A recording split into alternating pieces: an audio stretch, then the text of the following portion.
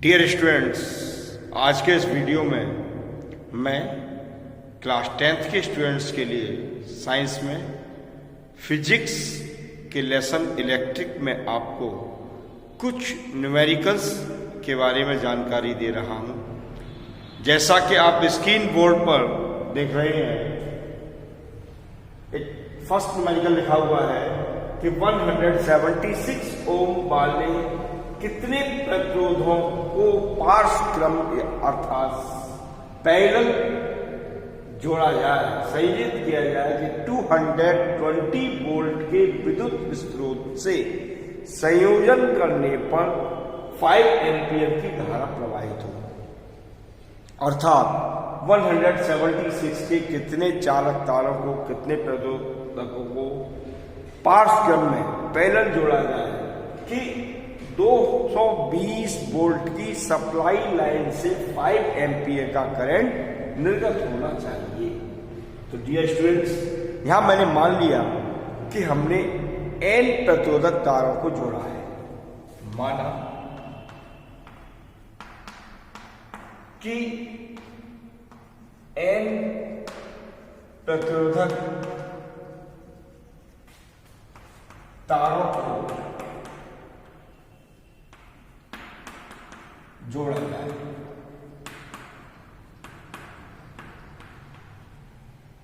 तो total resistance क्या होगा? 1/R equal 1/R1 plus 1/R2 plus dot dot dot dot dot ये N times N। तो 1/R equal 1/176। चूंकि सारे प्रतिरोध तार समान हैं, सभी के प्रतिरोध समान है, इसलिए 1/176 यही R2 होगा। तो इसको N टाइम्स प्रयोग करेंगे। 1/R इक्वल एलसीएम 176 आएगा। तो 1 plus 1 plus dot dot dot dot dot ये N टाइम्स लिखा जाएगा। और यदि हम 1 को N टाइम्स प्लस करेंगे तो N ही आना चाहिए। तो 1/R equal N/176। Cross multiply करने पर R इक्वल 176/N ओम प्रतिरोध प्राप्त होगा। अब विभवांतर हमको दिया हुआ है V इक्वल 220 और करंट हमको दिया हुआ है एम्पियर में 5। तो ओम्स लॉ क्या कहता है? V equal IR। तो R इक्वल क्या होगा? V/I। तो R इक्वल हम यहां यूज कर सकते हैं 176/N इक्वल V की वैल्यू 220/I की वैल्यू 5 से मैंने कैंसिल कर दिया। 5 4 20, 5 4 20। मुझे N फाइंड करना है, बाई क्रॉस मल्टीप्लाई हम शो कर सकते हैं। N इक्वल आएगा 176/44 और 44 से इसको यदि हम डिवाइड करेंगे तो ये 4 टाइम्स होगा। N equal 4।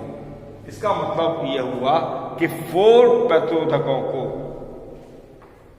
4 प्रतिरोधक तारों को हम यदि पार्श्व क्रम में जोड़ें तो 220 वोल्ट की सप्लाई लाइन से जोड़ने पर 5 एम्पीयर का करंट निर्गत होगा।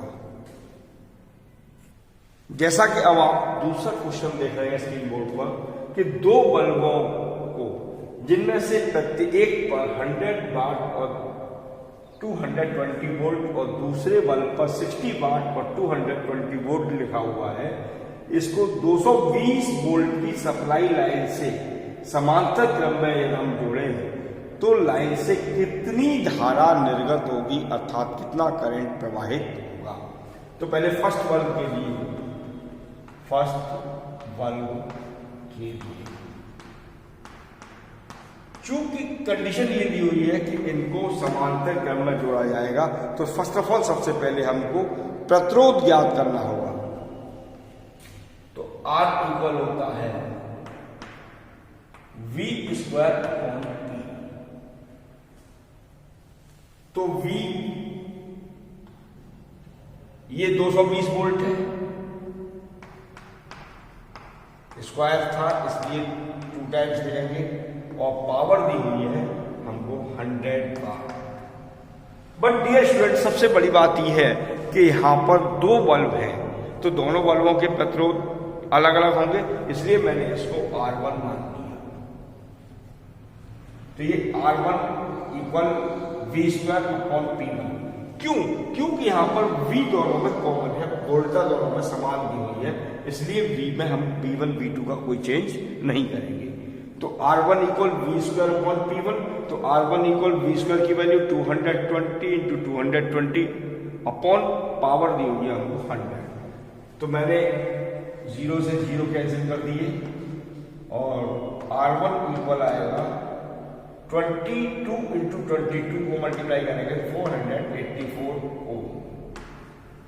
इसी प्रकार से अब सेकंड बल्ब के लिए, तो इसका प्रतिरोध R2 इक्वल क्या होगा? V square upon P2। तो R2 equal V square, V की वैल्यू 220 इंटू 220 अपॉन पावर हमको दी हुई है 60 वाट। 60 एक 0 से एक 0 कैंसिल कर दिया, दोनों को मल्टीप्लाई कर दें तो ये आएगा 4840 अपॉन 6 ओम। इन बल्बों को समांतर क्रम में जोड़ा गया है, तो बल्बों को समांतर क्रम में जोड़ने पर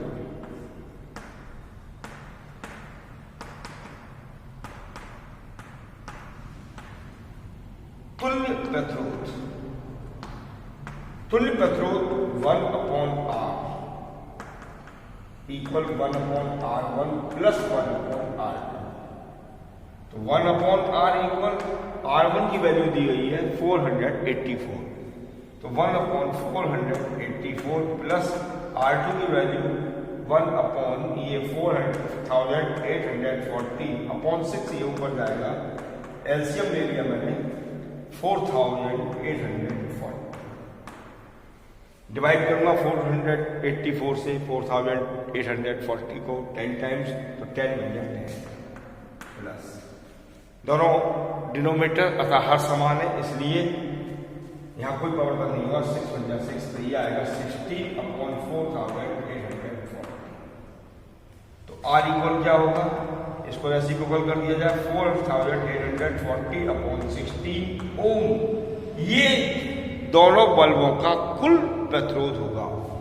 अब लाइन से कितनी धारा निर्गत होगी? तो धारा बराबर होता है, इक्वल होता है V अपॉन R, और I इक्वल V की वैल्यू 220 अपॉन R जो फाइंड आउट किया है हमने, ये 4840 अपॉन 16, 0 से 0 कैंसिल, 22 से 22 बन जाए 22, और 22 से ये 22 टाइम्स कैंसिल, 2 बन जाए 1, 2 बन जाए 2, और 2 बन जाए 2, 2 8 जा 16, 8 अपॉन 11 से हम इसको डिवाइड करते हैं तो 0 पॉइंट आते 80 हो जाएगा, 11 7 या 70, 3 बचेगा 30, 11 2 या 22, फिर 8 बचेगा 80, 11 7 या 77, इस प्रकार चलता ही रहेगा, और ये एम्पियर।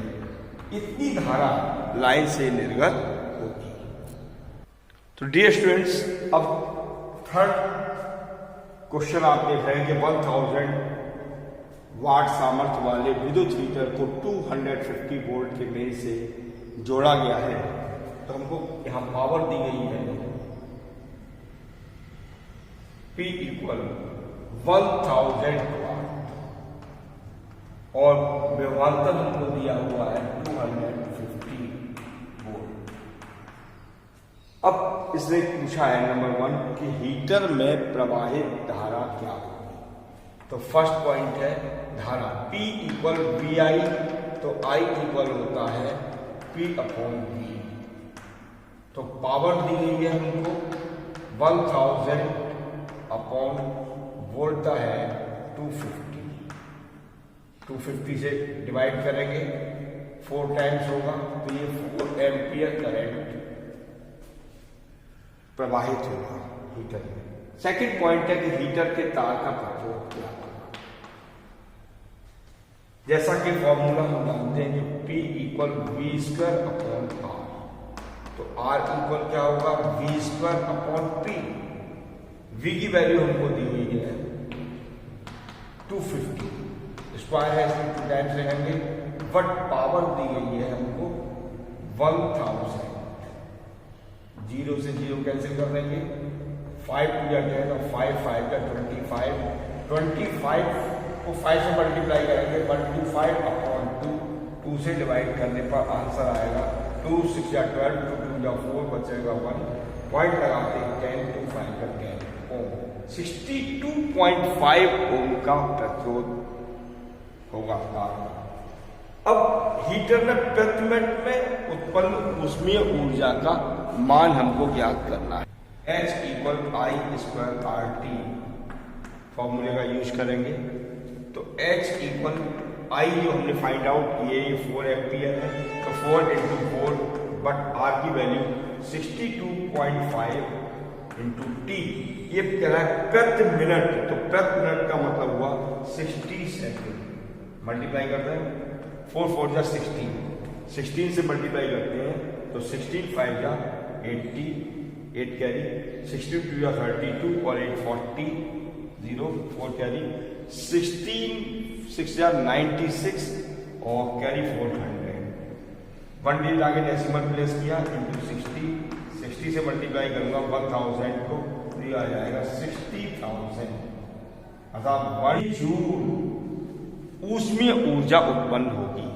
फोर्थ पॉइंट जो डिमांड किया गया है कि हीटर को 2 घंटे प्रयोग में लाने पर व्यय ऊर्जा का मान किलोवाट घंटा में क्या होगा।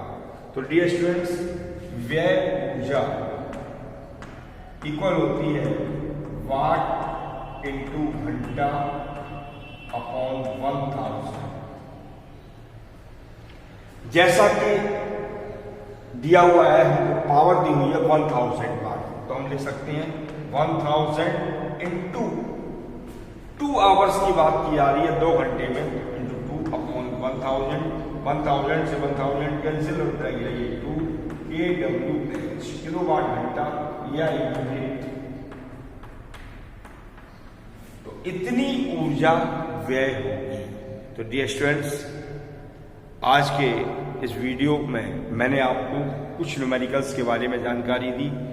यदि आपको मेरा वीडियो अच्छा लग रहा हो तो इसे लाइक करना न भूलें, साथ ही शेयर भी करें, और जिन विद्यार्थियों ने मेरे चैनल को सब्सक्राइब नहीं किया है वे इसे तुरंत सब्सक्राइब कर लें, ताकि आने वाले वीडियोस की नोटिफिकेशन आपको सबसे पहले उपलब्ध हो सके।